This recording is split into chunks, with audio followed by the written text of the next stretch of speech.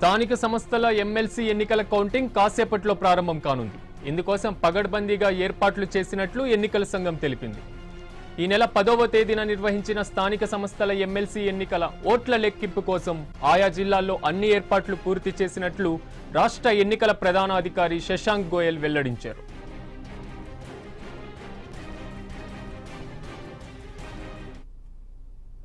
ఉదయం 8 గంటల నుంచి మధ్యాహ్నం 12 గంటల వరకు ఫలితాల లెక్కింపు ప్రక్రియ కొనసాగనుంది.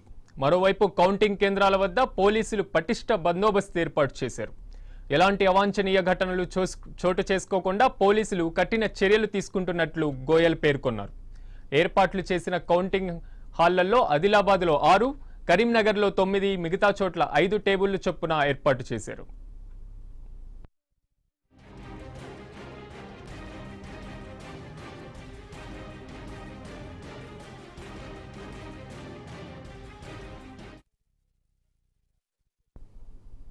అయితే ఇదే అంశానికి సంబంధించి కరీంనగర్ నుంచి రవీందర్ లైన్ లో ఉన్నారు. వారిని అడిగి మరింత సమాచారం తెలుసుకుందాం. రవీందర్, చెప్పండి, స్థానిక సంస్థలకు సంబంధించినటువంటి కౌంటింగ్ ప్రక్రియని ఎప్పుడు ప్రారంభించేటువంటి అవకాశం ఉంది? అక్కడ ఎలాంటి ఏర్పాట్లను చేసింది ఎన్నికల సంఘం?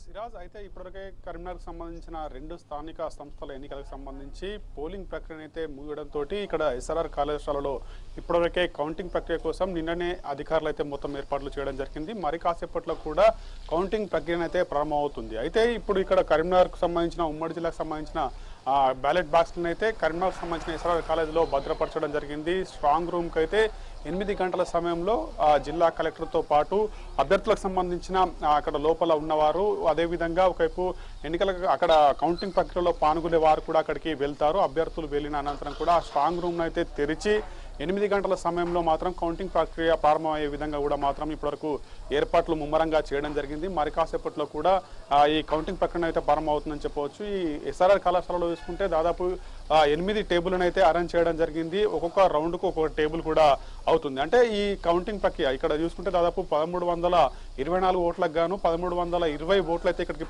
పోల్ కావడంతో ఇప్పటివరకు ఇక్కడ 10 మంది అభ్యర్థులు అయితే బరిలో ఉండడం జరిగింది. టీఆర్ఎస్ పార్టీ తరఫున 2 అభ్యర్థులు, అదేవిధంగా ఇండిపెండెంట్ అభ్యర్థి తరఫున ఇటు మాజీ మేయర్ రవీందర్ సింగ్ కూడా బరిలో దిగిన నేపథ్యంలో మొన్నటి వరకు చూసుకుంటే దాదాపు పోటాపోటీన వీళ్ళిద్దరి మధ్య ఒకవైపు ప్రచారం అయితే ముమ్మరంగా కొనసాగింది. ఒకవైపు రవీందర్ సింగ్ కూడా నేను గెలుస్తానని కూడా ధీమా వ్యక్తం చేయడం జరిగింది. అయితే ఈ రోజు కౌంటింగ్ ప్రక్రియ ప్రారంభం కావడం మరి కాసేపట్లో ప్రారంభమవుతుంది కాబట్టి ఇక్కడ టీఆర్ఎస్ పార్టీకి సంబంధించిన అభ్యర్థులు ఇటు మాజీ మేయర్ రవీందర్ సింగ్ మధ్యన అయితే పోటీ నెలకొందని చెప్పవచ్చు. అయితే ఇప్పటికే మంత్రి గంగుల కమలాకర్ అయితే అతను ధీమా వ్యక్తం చేయడం జరిగింది. మాకు 986 ఓట్లు అయితే ఉన్నాయి. అది 986 ఓట్లో కూడా ఒక్క ఓటు తగ్గినా కానీ మేము గెలవనట్టే, ఒకవైపు వారికే అప్పచెప్తామని కూడా అతను ధీమా వ్యక్తం చేయడం జరిగింది. అయితే వాళ్ళు టీఆర్ఎస్ పార్టీకి సంబంధించిన అభ్యర్థులు అయితే ధీమా వ్యక్తం చేస్తున్న పరిస్థితి అయితే కనబడుతుందని చెప్పవచ్చు. 986 ఓట్లు అంటే 1324 ఓట్లు 1320 ఓట్లు అయితే పోల్కోవడం జరిగింది. దాంట్లో 1320 ఓట్లలో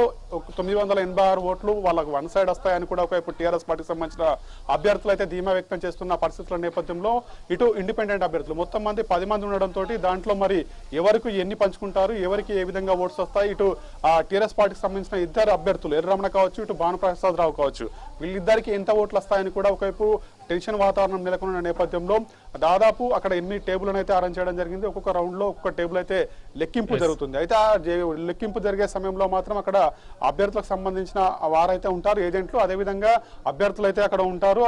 అయితే ఆ చుట్టుపక్కల కూడా మొత్తం 144 సెక్షన్ ఉన్న నేపథ్యంలో భారీ బందోబస్తు అయితే ఏర్పాటు చేయడం జరిగింది. 200 మీటర్ల వరకు మాత్రం ఎవరిని కూడా అలౌడ్ చేయని పరిస్థితి. అయితే ఒకవైపు ఈ కౌంటింగ్ జరుగుతున్న ప్రక్రియ కంపల్సరీ టేబుల్ కు ఒకవైపు వాళ్ళైతే రవీందర్, దీనికి సంబంధించినటువంటి ఫలితాలు ఎప్పటిలోగా వచ్చేటువంటి అవకాశం ఉంది? సిరాజ్,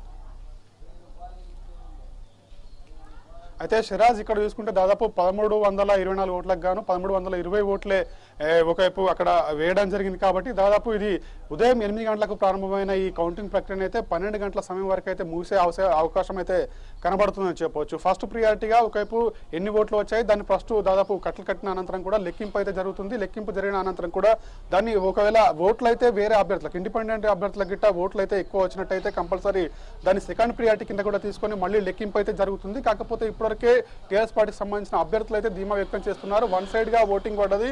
ఒకవైపు మాకు సంబంధించిన వారు మాకే ఓట్లు వేసిండ్రని వాళ్ళు ధీమా కూడా వ్యక్తం చేసిన నేపథ్యంలో మరి కౌంటింగ్ జరుగుతున్న సమయంలో దాదాపు 8 టేబుల్ ఉన్నాయి. ఒక్కొక్క టేబుల్ కు ఒక్కొక్క రౌండ్ జరుగుతుంది కాబట్టి 8 టేబుల్ అంటే దాదాపు 12 గంటల సమయం వరకు అయితే ఈ కౌంటింగ్ ప్రక్రియ అయితే మూసే అవకాశం కనబడుతుంది.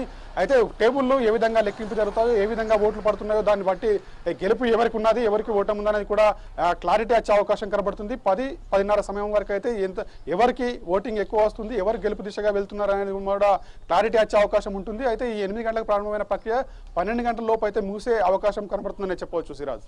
ఎస్ రైట్ రవీందర్, దీనికి సంబంధించి అక్కడ ఎలాంటి బందోబస్తుని ఏర్పాటు చేయడం జరిగింది? ఎందుకంటే తెలంగాణ స్థానిక సంస్థలకు సంబంధించినటువంటి ఎమ్మెల్సీ ఎన్నికల్ని ప్రభుత్వం ప్రతిష్టాత్మకంగా తీసుకున్నటువంటి నేపథ్యంలో ఈరోజు ఓట్ల లెక్కింపు జరుగుతున్నటువంటి కార్యక్రమంలో భాగంగా ఎలాంటి పటిష్టమైనటువంటి బందోబస్తుని ఏర్పాటు చేయడం జరిగింది అక్కడ?